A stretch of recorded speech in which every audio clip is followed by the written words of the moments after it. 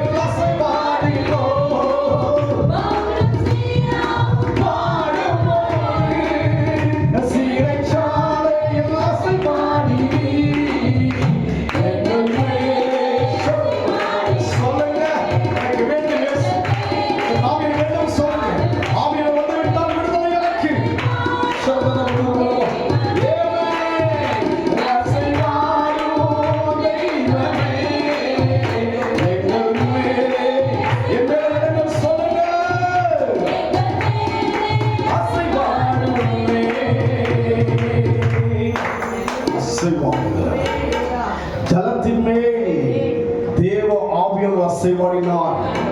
எல்லாம் ஒழுங்கானது. ஒழுங்கின்மையும் வெறுமையுமாய் இருந்த பூமி ஆவியானவர் அசைவாடின போது எல்லாம் ஒழுங்கானது. அதுபோல நம் வாழ்க்கையில் ஆவியானவர் வரும்போது சகலமும் ஒழுங்கும் கிரமமாய் நடக்கும். சகலமும் நன்மையாயிருக்கும். நம்மை ஒழுங்குபடுத்த நம்மால் நம்மை ஒழுங்குபடுத்த முடியாது. நமக்குள் குறைவு இருக்கலாம், நமக்குள் முழுமையான திருப்தி இல்லாத ஒரு நிலைமை இருக்கலாம். ஆவியானவர் நமக்குள் கடந்து வந்து விட்டார். ஒழுங்கு, ஒழுங்கு, பயம், நீதி, நியாயம் இவையெல்லாம் நமக்குள் கடந்து வந்துவிடும். ஆவியானவர் நீதியை குறித்து நியாய தீர்ப்பை குறித்து உணர்த்துகிறவராய் இருக்கிறபடினால் ஒவ்வொரு தேவ ஜனமாய் நம் வாழ்க்கையிலே தேவ ஆவியன் மிக அவசியமாய் இருக்கிறார். கர்த்தர் இல்லாதபடி, ஆவியன் இல்லாதபடிக்கு கிறிஸ்துவ வாழ்க்கையில் ஒரு வெற்றியை அடையவே முடியாது. கிறிஸ்து நமக்குள் இருந்தால்தான் வெற்றியை பெற முடியும். கிறிஸ்து நமக்குள் வரும்படியாய் நம்மை தாழ்த்தி கொடுக்க வேண்டும். ஆண்டவர் சமூகத்துக்கு வந்திருக்கிறோம். நம்மை ஒப்புக் கொடுப்போம். கர்த்தர் சமூகத்தில் ஒப்புக் கொடுப்போம். தேவன் இன்றைக்கும் தொற்று நம்மை சுகம், சரீர சுகம் மாத்திரமல்ல, நம்முடைய மனதில் இருக்கிற எல்லா கலக்கங்கள் எல்லாம் மாற்றுகின்ற சுகம், நமக்குள் இருக்கிற அடிமைத்தனங்களை விட்டு விலகுகின்ற சுகத்தை தேவன் கொடுக்க முடியாது. சுகம் என்றால் ஏதோ ஒரு சரீரம் அல்ல. நம் வாழ்க்கையில் எவ்வளவோ காரியங்கள் சுகமடைய வேண்டும், நமக்குள்ளே மாற்றம் வர வேண்டும். தேவன் தொடுவதற்கு அனுமதிப்போமா? ஆவி நிறைகிறது மாத்திரமல்ல, தேவன் தொட வேண்டும். இதோ வாசற்படி கதவை தட்டுகிறேன். ஒருவர் சத்தத்தை கேட்டு கதவை திறந்தார். நம்முடைய கதவை திறப்போம், மனக்கதவை திறப்போம். தேவன் தொட, நம்முடைய உள்ளத்தை தொட, சரீரத்தை தொட, நம்முடைய சிந்தையை தொடப்பு கொடுப்போம். ஹல்லேலூயா, ஹல்லேலூயா, ஹல்லேலூயா, ஹல்லேலூயா. தொட்டு சுகமாக்கும் ஐயா இயேசுவே, தொட்டால் போதும் எந்த வாழ்க்கை மாறுமே. தொட்டால் போதும் எந்த வாழ்க்கை மாறுமே. மாறுகிறதா? மாற வேண்டும். பழையெல்லாம் முடிந்தன, எல்லாம் புதிதாயின. மாற வேண்டும் ஐயா. நீ தொடுவதற்கு என்னை அனுமதிக்கிறேன். நீ தொடுவதற்கு என் உள்ளத்தை முழுமையாய் திறக்கிறேன். தொட்டு சுகமாக்கும் ஐயா இயேசுவே, தொட்டால் போதும் எந்த வாழ்க்கை மாறுமே. தொட்டால் போதும் எந்த வாழ்க்கை மாறுமே. சொல்லுங்க, மாறுமே, எல்லாம் மாறுமே, மாறுமே, எல்லாம் மாறுமே. தொட்டு சுகமாக்கும் ஐயா இயேசுவே, தொட்டால் போதும் எந்த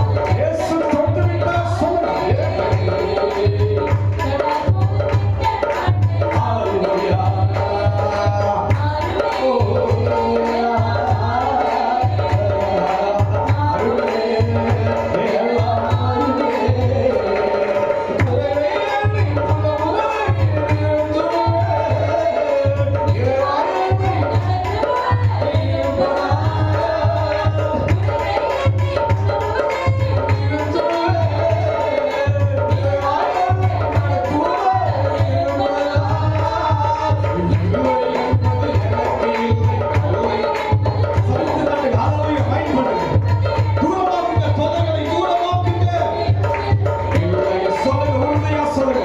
இயேசுவின் நாமத்தில் தொல்லை இல்லை. அந்த தொல்லை இல்லை. தொல்லை இல்லையே. தொட்டு சுகமாக்கும் ஐயா. தொட்டால் போதும். தொட்டால் போதும்.